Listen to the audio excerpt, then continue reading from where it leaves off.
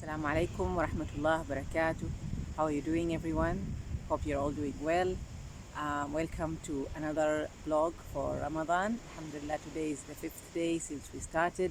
I hope all of you are adjusting to the new system, and I hope your bodies are also adjusting to the difference in having our meals and the fasting as well.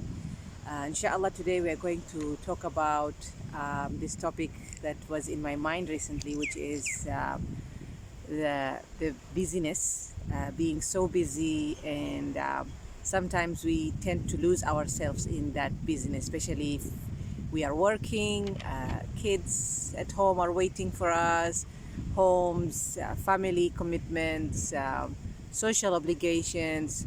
So if you are in that situation where you are busy and you can't really find the time for yourself, then this blog is for you. I'm gonna share with you some tips on how to check in yourself, how to look at that business attitude from a distance, and see what kind of things or habits that you can do to overcome it or to manage it somehow because it is something that is so personal to me, and I have been in that place and still I'm in that place sometimes.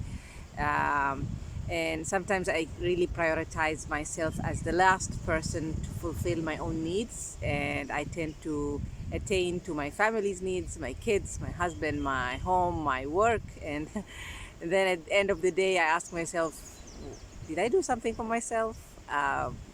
Where am I in all that messiness?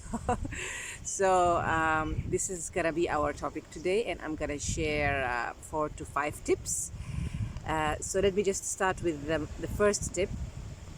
The first tip is really to go back to where you are coming from. So I think if you have got a belief or an attitude that you think you are questioning, or you are asking yourself that is it really worth it what I'm doing to myself, then go back to the past. Go back to your family, your parents, how you were brought up from childhood to now. Go back to the culture where you have been living so far, and check in what are the things that you have learned from that, what your family have been doing in the past. You can even check 2 or 3 generations a part of your family backgrounds, and check what is the pattern there, what is the thing that it looked like everyone was doing the same thing, and it just like it passed on from generation to generation. And I think why this kind of reflection help. Normally we pick on our family's values unconsciously. So from childhood we copy what our family did, like whether it is working hard, whether it is sacrifice, whether it is just giving to everyone whatever they need and just keeping yourself last. We copy that like unconsciously, and then later on in life you realize like, okay, what's going on here, what is happening, why am I feeling this way? So this is the first tip, really, to go back to the past and check on your family backgrounds, where are you coming from, their patterns, their beliefs. The second tip is to go back to your body and tune in. I think our bodies are the best place where it can tell us, if we are going through a situation. So check in how you're feeling inside your body. It can be tricky to do that, to do this, especially if you are from a very long time, you have been ignoring your body, suppressing it, using medication just not to feel anything, and numbing all your feelings. But to go back to your body and just check what is it that you feel there inside. What does your body is trying to tell you?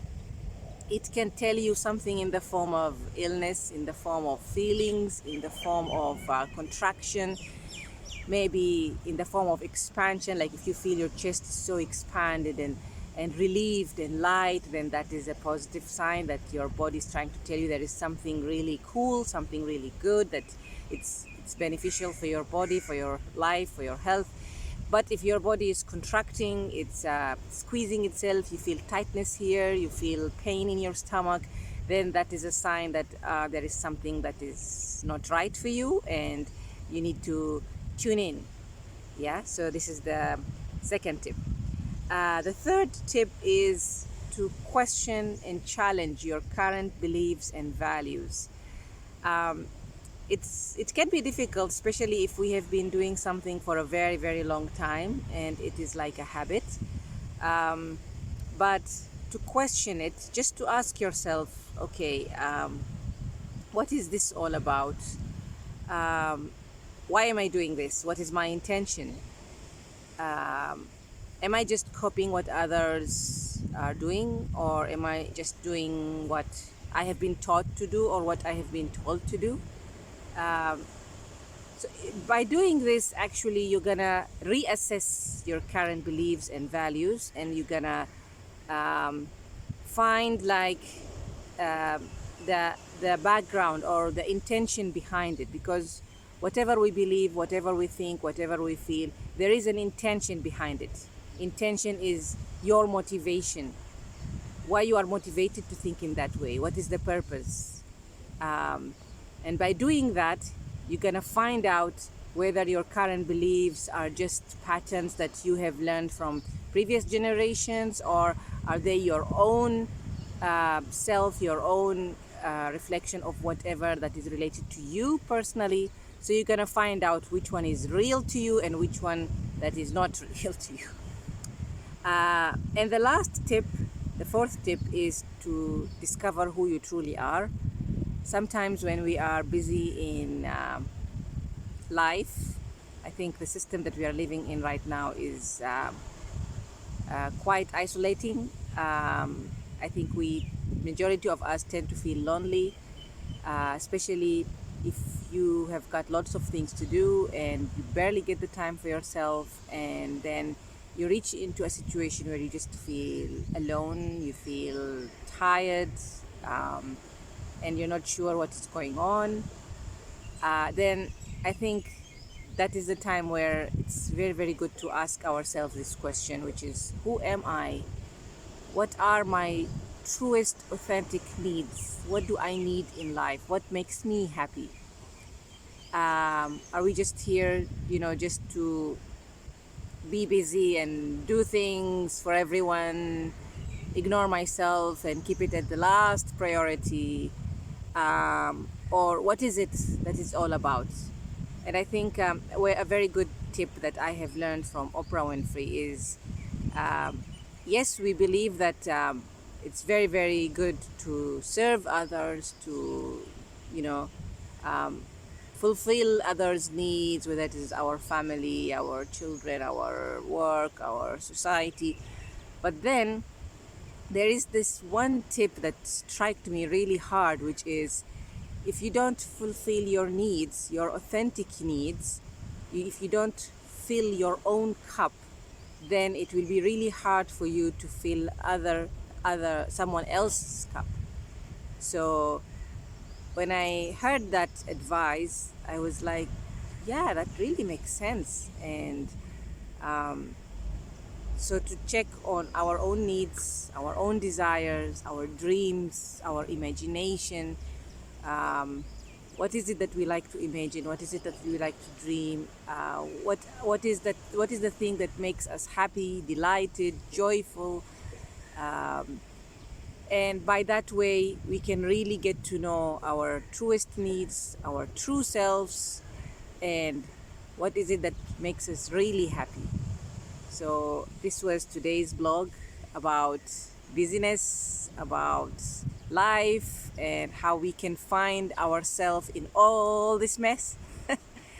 And I hope that any of these ideas could resonate with your thinking in some way or another.